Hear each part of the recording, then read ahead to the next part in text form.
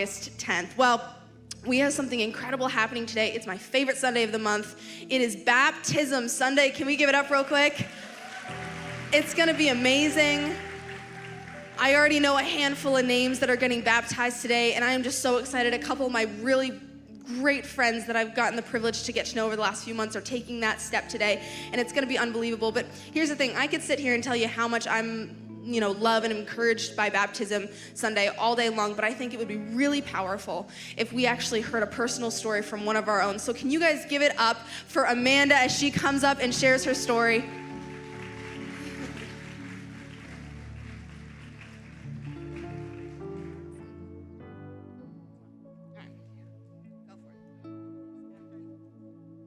Hi, community. Good morning.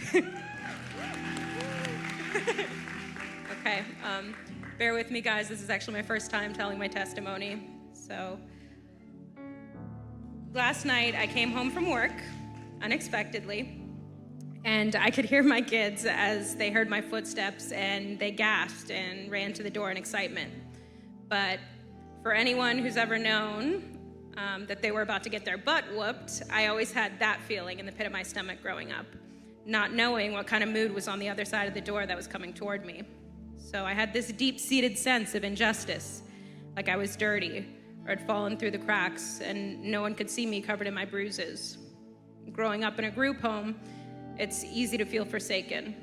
Some of my best memories were with a woman I called my grandma, and she took that fear of those footsteps and planted a seed of prayer in me with footprints in the sand, and she'd pray over me for hours. When I was about 9, God took her home, and there was no longer a safe place to run to, or to hide, or to be fed. So I went to Catholic school, and I started telling my Monsignor in confessional. I told so many of my teachers, the nuns, and they told my abuser. And she told them that she'd pray I'd become more grateful for my circumstance. And the abuse got worse. I lost trust in the church, and more than that, I lost faith in God. After all, Jesus is supposed to love all his little children, and I felt abandoned right from the very beginning. Fast forward, and I'm a homeless teen, looking for love in all the wrong places. And I joined the military. And when you have this gaping hole in your life, and you've been window watching what appears to be really happy families your whole life, you try to make your own plan just a little too early. So I was married at 18, had a baby at 19, and then I'm crying out to God at 23 with another as rage and objects are flying through my home. I would leave the military and become a single mom with no family. But one thing about Jehovah Jireh, the God who provides, he's always there for abandoned women and children. He's El Roy. El Roy, the God who sees.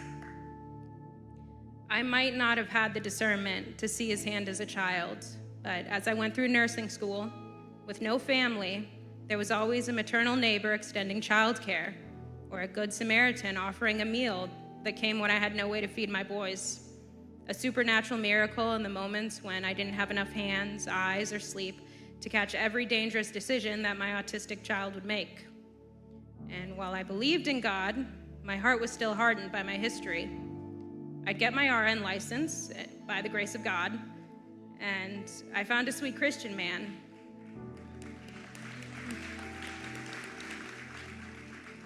All right, you're probably eating your popcorn and thinking it's a happily ever after story, but I had idolized him. And there's only one set of man who won't fall short. This February, I had a miscarriage of a little baby girl that I had dreamed of from the moment I had met him. And those dreams suddenly stopped. And that man of God that I had loved so much and put on that pedestal was nowhere to be found. So I couldn't eat anymore. I couldn't sleep. And I spent many nights crying out to God.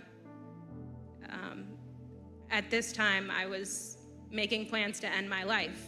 I'd drive out to a waterfall, and I'd look over the edge at night, rationalizing that my boys would be happier if they were sent full-time to live with their dad, because I couldn't function anymore.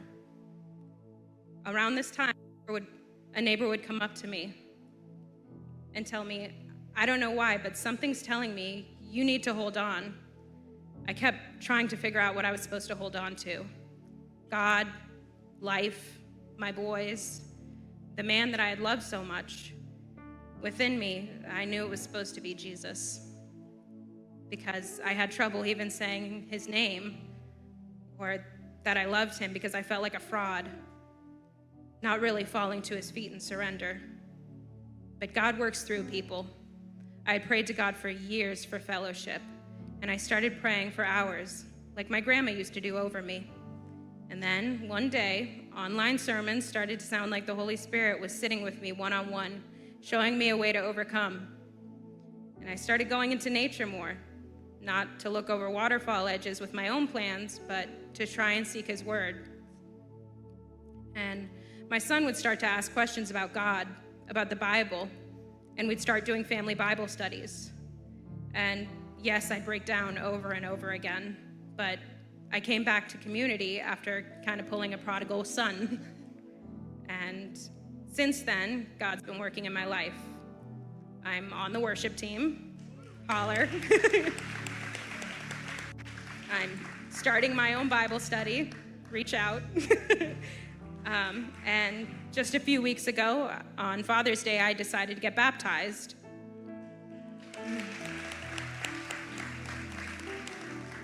Thank you. I wanted to celebrate my Abba and the blessings I couldn't see before in that waterfall, before I opened my heart to Jesus fully. Instead of ending my life, I gave it to the one who'd been calling my name. Anxiety, depression, rejection, they had ruled my life before, and now Jesus has the authority. I can publicly declare that I fully surrender my life.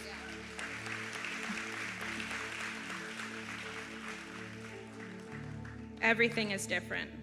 Do I still have to bring him my earthly troubles? Every day. But I do it with joy that makes no sense, and worship in my mind at all times. And God can do the same in your life. He's coming to you today as that neighbor, as that friend, as the father that you may have always longed to carry you on his shoulders. I want to encourage you to take the plunge, to trust in Jesus, to get baptized. I'm living proof. You're not a statistic. Your life won't be the same. Thank you, guys.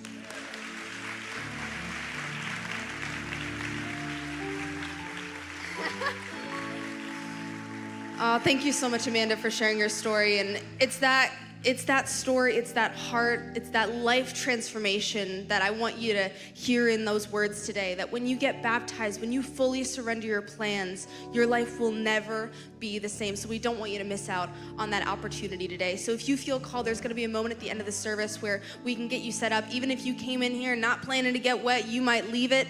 So we've got everything that you need. So I want you to pray on it during the service today. But I think this opportunity shouldn't pass you by, and that today could be the day to take your next step. I think it's going to be great.